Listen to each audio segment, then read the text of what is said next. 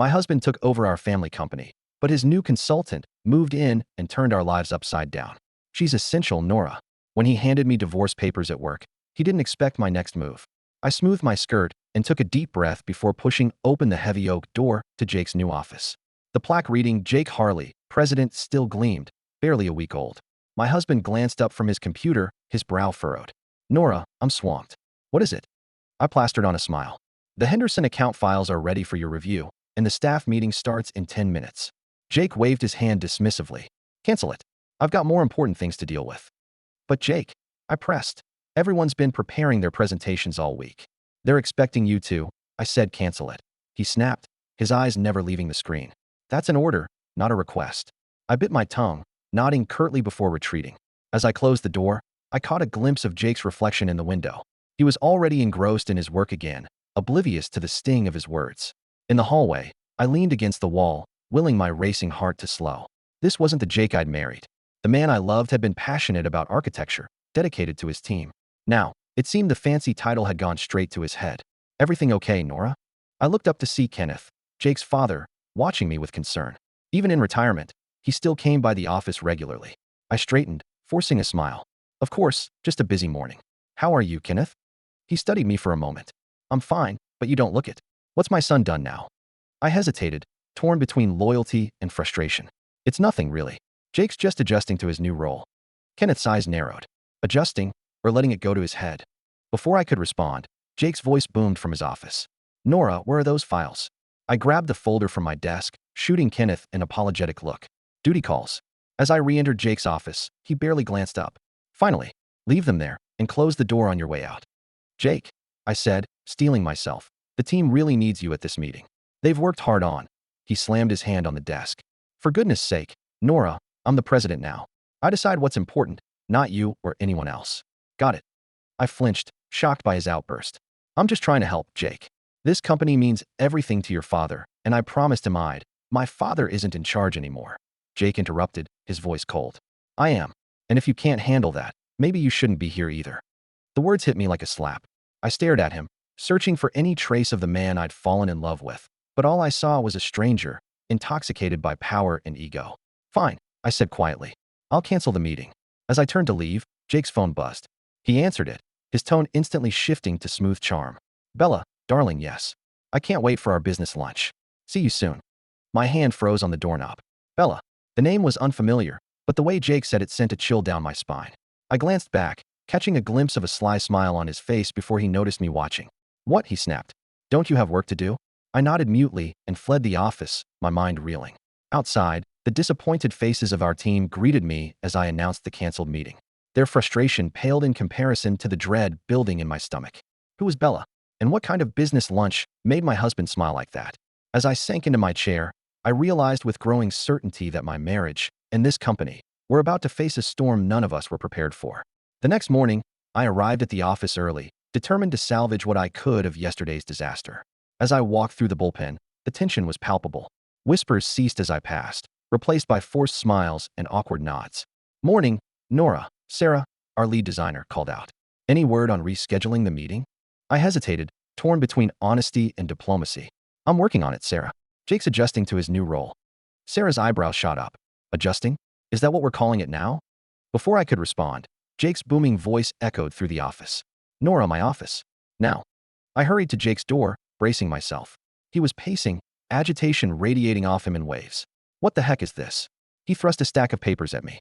I scanned the top sheet, my heart sinking. It was a formal complaint from the design team, citing Jake's absence from crucial meetings and delays in project approvals. Jake, they're just frustrated. If we could set up a meeting to address their concerns. Their concerns? He scoffed. I'm running a business here, not a daycare. If they can't handle the pressure, they can leave. But Jake, I said, these are your father's most trusted employees. They've been with the company for years. His eyes flashed dangerously. My father isn't in charge anymore. I am, and I won't have my authority questioned by a bunch of whiny designers. I took a deep breath, steeling myself. Jake, please. This isn't like you. What's really going on? For a moment, I saw a flicker of the old Jake. Vulnerable, uncertain, but it vanished as quickly as it appeared. Nothing's going on, he snapped. Just do your job and keep them in line.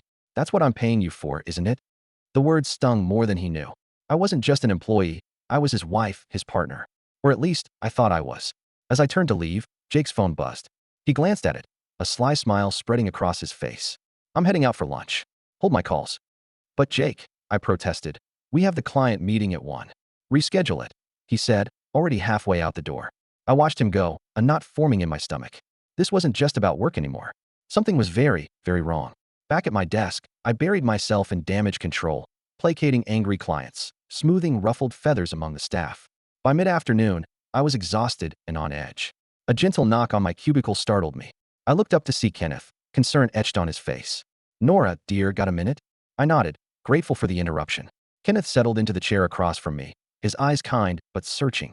I've been hearing things, he said softly, about Jake, about how he's running the company. I swallowed hard, unsure how to respond. Kenneth had entrusted his life's work to his son. How could I tell him it was all falling apart? Kenneth? He held up a hand, silencing me. You don't have to protect him, Nora. Not from me. I've known something was off for a while now. I just hoped he'd grow into the role. Tears pricked at my eyes. I don't know what to do. I whispered. He won't listen to me. He's pushing everyone away. Kenneth reached across the desk, squeezing my hand. We'll figure this out, Nora. Together. This company, this family, it means everything to me. I won't let Jake destroy it. Just then, Jake's voice boomed through the office once more. Where the heck is everyone? Don't we have work to do? Kenneth and I exchanged a look. The storm was far from over. As I stood to face whatever crisis Jake had conjured up now, Kenneth's words echoed in my mind. Together. For the first time in weeks, I felt a glimmer of hope. But as I rounded the corner and saw Jake standing there, his tie askew and a hint of lipstick on his collar, that hope flickered and died. The man I loved was slipping away, and I was powerless to stop it. I trudged up the driveway, exhausted from another day of damage control at the office. All I wanted was a hot bath and a glass of wine. But as I reached for my keys, the front door swung open. A stunning blonde stepped out, her lipstick slightly smudged and her blouse hastily buttoned.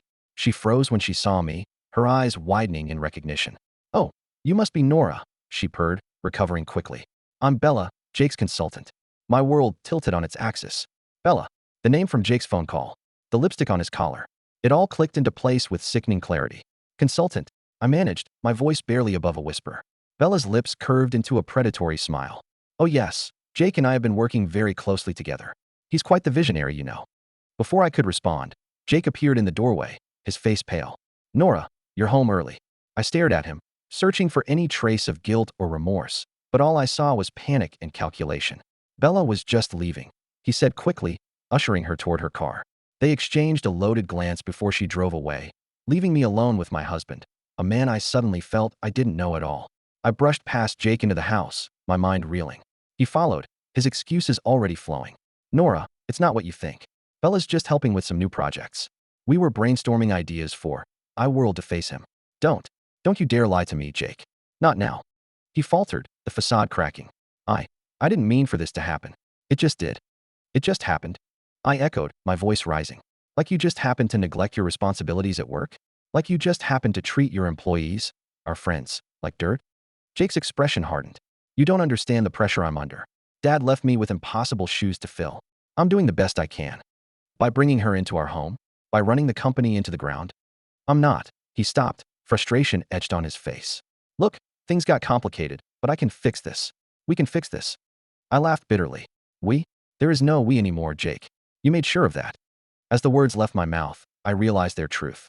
Whatever we had, our marriage, our partnership, it was gone, shattered by Jake's actions and my own blind loyalty. Jake's phone buzzed. He glanced at it, his expression conflicted. It's Bella, isn't it? I said quietly. He didn't deny it.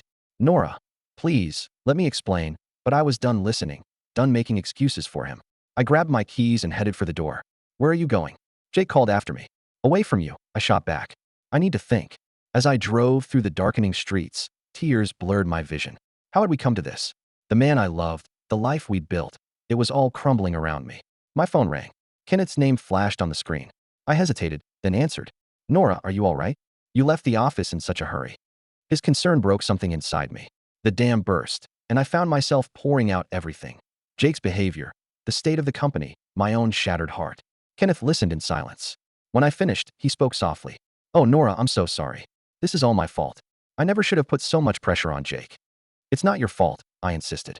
Jake made his choices. Perhaps, Kenneth sighed. But now we need to make ours. Come to my house. We'll figure this out together.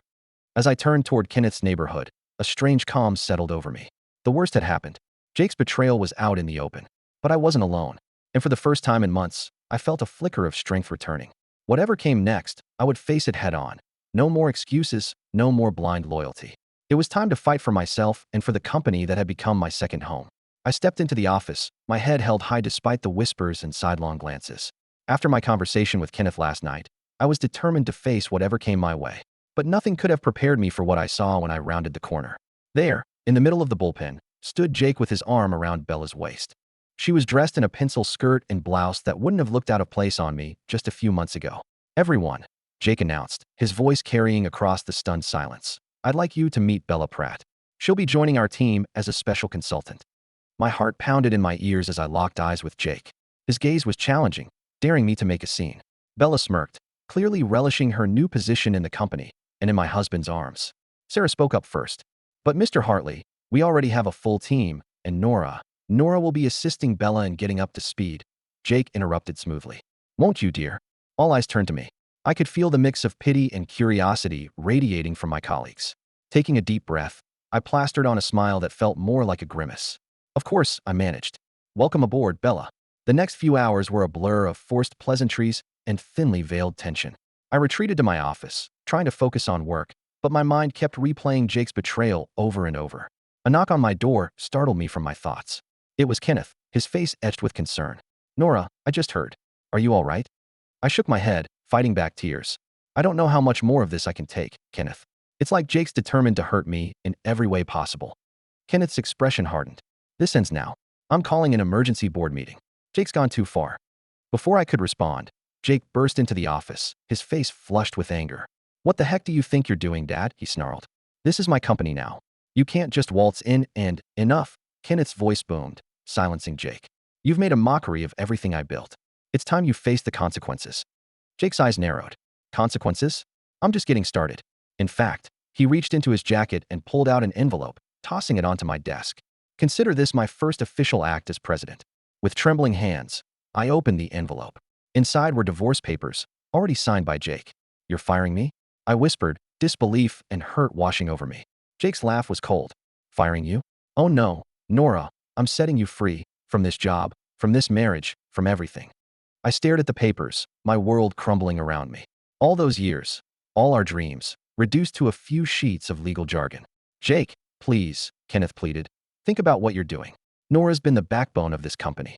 Without her, we'll finally move forward." Jake snapped. "Face it, Dad, your way of doing things is outdated. Bella and I have big plans for the future." As they argued, a strange calm settled over me. I looked at the divorce papers, then at Jake, this stranger wearing my husband's face. In that moment, I made a decision. "I'll sign," I said quietly, cutting through their heated exchange. Both men turned to me, shocked. Jake recovered first, a triumphant smirk spreading across his face. "I knew you'd see reason, Nora. It's for the best, really." I met his gaze steadily. "You're right, Jake. It is for the best, but not for the reasons you think." With a steady hand, I signed the papers. As I did, I felt a weight lift from my shoulders. Jake might have thrown away our marriage, but I was done being a victim. "I quit," I announced, standing up. "Effective immediately." Jake's smirk faltered. "What? You can't just—" "I can, and I am," I interrupted. "Good luck running this company without me, Jake.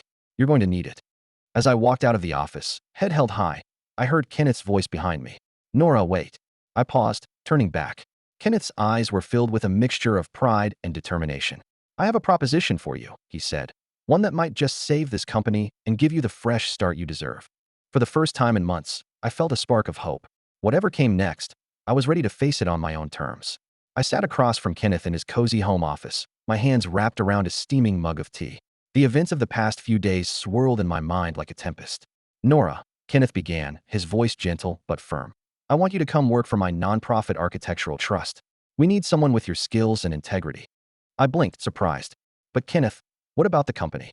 Jake made his choice," Kenneth interrupted, a hint of sadness in his eyes. "Now it's time for you to make yours." As I considered his offer, my phone buzzed. A text from Sarah, SOS. "Everything's falling apart here. Jake and Bella are running the place into the ground. We need you, Nora." My heart clenched. Despite everything, I still cared about the company and the people I'd worked with for years. "I need some time to think," I told Kenneth. He nodded, understanding. "Of course, but don't take too long." We both know Jake won't waste any time destroying what we've built. The next morning, I steeled myself and walked into the office one last time to clear out my desk. The atmosphere was tense, with whispered conversations stopping abruptly as I passed. As I packed my things, Sarah appeared at my door, her face drawn with worry. Nora, thank goodness you're here. It's a disaster. Jake's canceled 3 major projects, and Bella's been reassigning teams without any regard for their expertise. Clients are furious, and I don't work here anymore, Sarah. I cut in, my voice tight. There's nothing I can do. Sarah's eyes widened. You're leaving? But what about us? What about the company? Before I could respond, Jake's voice boomed from the hallway. Nora, what are you doing here? He stormed into my office, Bella trailing behind him like a smug shadow. I'm just collecting my things, I said calmly, refusing to be intimidated. Jake's eyes narrowed. Good. The sooner you're gone, the better. Bella is more than capable of handling your responsibilities. I couldn't help but laugh. Is she? Is that why clients are threatening to pull out? Why the staff is in chaos? Bella stepped forward, her perfectly manicured nails digging into Jake's arm. I'll have you know I'm doing an excellent job. Jake thinks I'm a natural. I'm sure he does, I replied coolly. But running a successful architectural firm takes more than just being natural. Jake's face flushed with anger. That's enough. Get out, Nora. You're no longer welcome here. As I picked up my box of belongings, a commotion erupted in the hallway. Kenneth strode in, flanked by 2 members of the board. What's going on here? Jake demanded. Kenneth's voice was steel. Emergency board meeting, son. Your recent decisions have put this company at risk, and we're here to discuss your future as president. Jake paled, his bravado crumbling. You can't do this. I'm in charge now. We'll see about that, one of the board members said grimly. As the group moved toward the conference room, Kenneth caught my eye. Nora, we could use your insight in this meeting, if you're willing. I hesitated, torn between my desire to wash my hands of this mess and my loyalty to the company I'd helped build. Jake sneered. She doesn't work here anymore, Dad. She has no say. Something in me snapped. I set down my box and straightened my shoulders. Actually, I think I will stay for this meeting. After all, I seem to be the only one who knows how this company really runs. Bella gasped. Jake sputtered, but Kenneth smiled proudly. As we filed into the conference room, I felt a surge of determination. This wasn't just about me anymore. It was about protecting the legacy Kenneth had built and the livelihoods of everyone who worked here. Whatever happened next, I was ready to fight. Not for Jake, not for our failed marriage, but for the company and people I believed in. It was time to show everyone, especially Jake, exactly what I was capable of. The boardroom crackled with tension as I laid out the stark reality of the company's situation. Spreadsheets and reports covered the table, each one a damning indictment of Jake's leadership. In the past month alone, we've lost 3 major clients, I explained, my voice steady despite the hammering of my heart. Our reputation in the industry is in freefall, and staff morale is at an all-time low. Jake's face was a mask of fury and disbelief. This is ridiculous. We're doing fine. Bella and I have been working on new strategies that will what, Jake? Kenneth interrupted, his voice sharp. Drive us further into the ground. The numbers don't lie. I watched as the board members exchanged worried glances. This was it. The moment that would determine the fate of the company we'd all worked so hard to build. Bella, who had insisted on attending, piped up. But Jake's been working so hard. He's been at the office late every night, coming up with innovative ideas. I couldn't help but scoff. Is that what you call it? Because from where I'm standing, all I see is a company in crisis and a president more concerned with his personal life than his professional responsibilities. Jake's eyes flashed dangerously. You don't know what you're talking about, Nora. You're just bitter because I moved on. Moved on? I laughed incredulously. You destroyed our marriage, and now you're destroying this company. That's not moving on, Jake. That's burning everything to the ground. The oldest board member, Mr. Hawkins, cleared his throat. I think we've heard enough. It's clear that drastic action needs to be taken to save this company. Jake paled. What are you saying? I'm saying, Mr. Hawkins continued, that we need to consider new leadership effective immediately. The room erupted into chaos. Jake shouted accusations, Bella cried, and the board members argued amongst themselves. Through it all, I sat silently, a strange calm settling over me. Suddenly, Jake turned to me, his eyes wild. Nora, please. You have to help me. Tell them I can fix this. Tell them we can work together again, like before. I stared at him. This man who had once been my partner in every sense of the word. For a moment, I saw a flicker of the Jake I used to know, scared, vulnerable, pleading for help. But then Bella's hand snaked possessively around his arm, and reality came crashing back. I'm sorry, Jake, I said softly, but you made your choice. Now you have to live with the consequences. Kenneth stood, his voice cutting through the din. I move that we vote on Jake's continued leadership of this company. All in favor of removing Jake from his position as president, raise your hand. Time seemed to slow as hands began to rise. 1, 2, 3, a clear majority. Jake's face crumpled as the reality of what was happening sank in. This isn't fair, Bella shrieked. You can't do this to us. But it was done. Jake was out, and the company I loved was hanging by a thread. As the meeting adjourned, Kenneth pulled me aside. Nora, we need you. The company needs you. Will you come back and help us rebuild? I hesitated, torn between my desire to help and my need for a fresh start. Before I could answer, Jake approached, his eyes red-rimmed and desperate. Nora, please, he begged. Don't let them do this. You know me better than anyone. You know I can make this right if you just give me another chance. I looked from Jake to Kenneth, feeling the weight of their expectations pressing down on me. The future of the company, and my own future, hung in the balance. In that moment, I realized that this wasn't just about saving a business. It was about standing up for myself, for my worth, for everything I'd worked so hard to achieve. Taking a deep breath, I made my decision. Whatever came next, I knew it would change everything. I stood at the podium, facing a sea of expectant faces. The company-wide meeting had been called to address the recent upheaval, and as the newly appointed interim CEO, it fell to me to chart our course forward. As many of you know, I began, my voice steady despite my racing heart. The past few weeks have been tumultuous for our company, but today marks a new beginning. From the corner of my eye, I saw Jake slip into the back of the room, his face haggard. Bella was nowhere to be seen. We've lost clients, yes. We've faced setbacks, but the heart of this company, the talent, dedication, and vision that each of you brings to your work, that remains unchanged. A murmur of approval rippled through the crowd. I pressed on, outlining our plan to rebuild client trust and stabilize our finances. As I spoke, I could see hope rekindling in the eyes of my colleagues. Suddenly, Jake's voice cut through the air. This is all lies. Heads whipped around as he stormed down the aisle. Nora is trying to steal my company. She orchestrated this whole thing to push me out. Gasps and whispers filled the room. I gripped the podium, willing myself to stay calm. Jake, this isn't the time or place. It's exactly the time, he shouted, his face flushed with anger. You turned my own father against me. You manipulated the board. That's enough. Kenneth's voice boomed from the side of the stage. He strode forward, placing a supportive hand on my shoulder. Jake, you did this to yourself. Your actions, your decisions, they're what brought us to this point. Jake's eyes darted wildly between Kenneth and me. Dad, please. You can't let her do this. It's our family legacy. Kenneth's expression softened slightly. Son, the legacy isn't just about the name on the building. It's about integrity, hard work, and doing right by our employees and clients. Nora understands that. It's time you did too. A tense silence fell over the room. I could feel everyone's eyes on us, waiting to see how this family drama would play out. Jake's shoulders sagged, the fight seeming to drain out of him. So that's it. I'm just out. I stepped away from the podium, approaching Jake cautiously. It doesn't have to be the end, Jake. There's still a place for you here, if you're willing to earn it back. For a moment, I saw a flicker of the man I'd once loved, vulnerable, uncertain. But then his expression hardened. I don't need your pity, Nora. Or yours, Dad. I'll start my own firm. You'll see. I'll build something even bigger, even better. With that, he turned on his heel and stormed out, leaving a stunned silence in his wake. I returned to the podium, acutely aware of the hundreds of eyes upon me. I know that was difficult to witness. I began, my voice slightly shaky. But it's a perfect example of why we're here today. This company isn't about one person's ego or ambition. It's about all of us, working together to create something extraordinary. I paused, looking out at the faces of my colleagues, some skeptical, some hopeful, all waiting for direction. I can't promise it will be easy. We have a long road ahead of us. But I can promise you this. Every decision I make will be in the best interest of this company and the people who make it great. That's you, all of you. As I continued outlining our path forward, I felt a weight lifting from my shoulders. The worst was over. Jake was gone. His last-ditch effort to undermine me had failed, and I finally had the chance to lead on my own terms. But as I caught Kenneth's eye, I saw a flicker of worry there, and I realized that while one chapter of this saga might be closing, another was just beginning.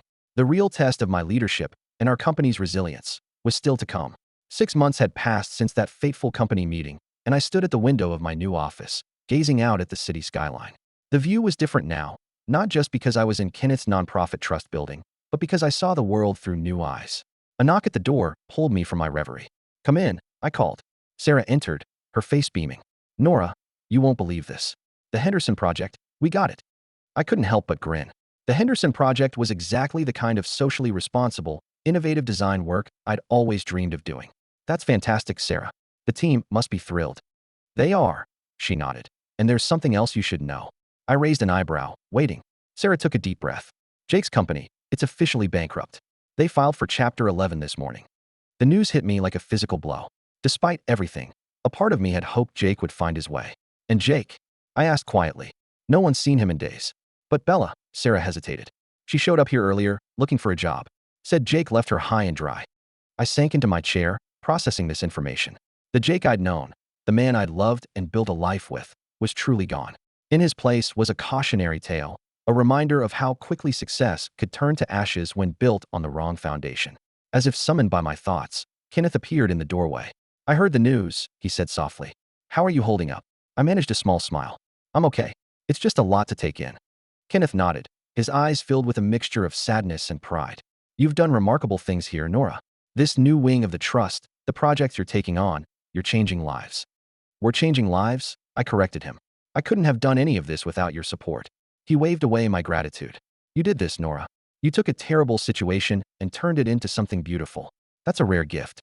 As Kenneth and Sarah left, I found myself alone with my thoughts once more.